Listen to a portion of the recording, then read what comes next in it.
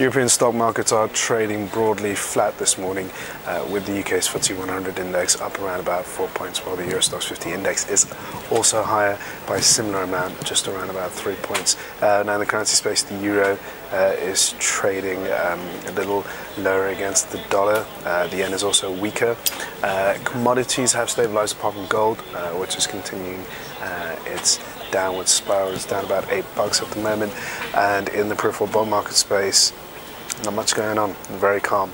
And when it comes to other asset classes such as core government bonds, they are back in favour. It seems like it's going to be a risk-off tone for the rest of the day. Good morning, I'm Ishaq, Siddiqi, and welcome to your daily market bite.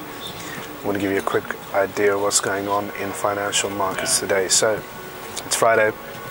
It is the last day of the week, the last day of the month, and the last day of the quarter, and also the last day of the first half of 2013. So we're going to be officially starting the second half of the financial year on Monday. For that reason, we are seeing investors readjust their portfolios, so that's causing a lot of volatility. People are unwinding their positions, getting out, and really just readjusting for against what's going on in the global market. We have a possible Fed tapering on the cards, possibly as early as September, even though the Fed have communicated a timeline that would suggest that they're looking to do this by the end of the year. It's still unsure. Nobody really knows.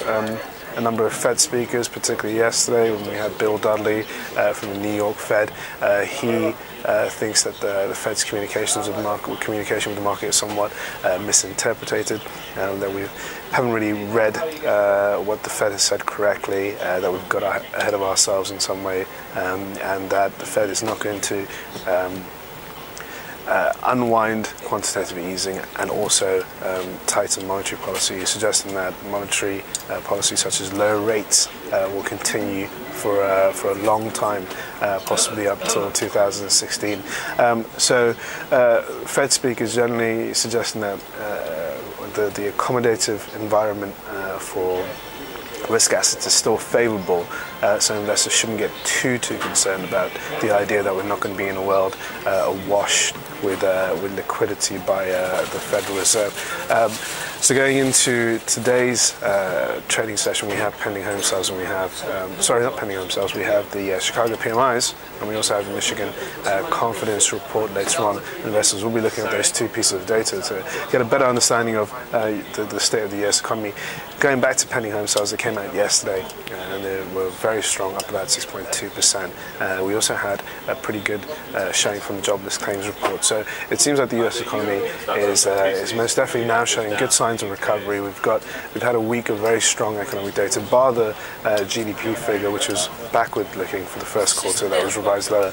In general, we've had a pretty stellar showing in terms of the US economic data, and it does build a stronger case for the Fed to maintain its timeline and start unwinding quantitative easing by the end of the year, and halting or ending the program by mid-2014. Now, also what's going on, we've had a positive session in Asia. The Nikkei index in Japan was actually up 3.5%, and that was mostly on the back of the fact that we've had some very good Japanese economic data. It seems like Shinzo Abe's Abenomics is starting to bear fruit.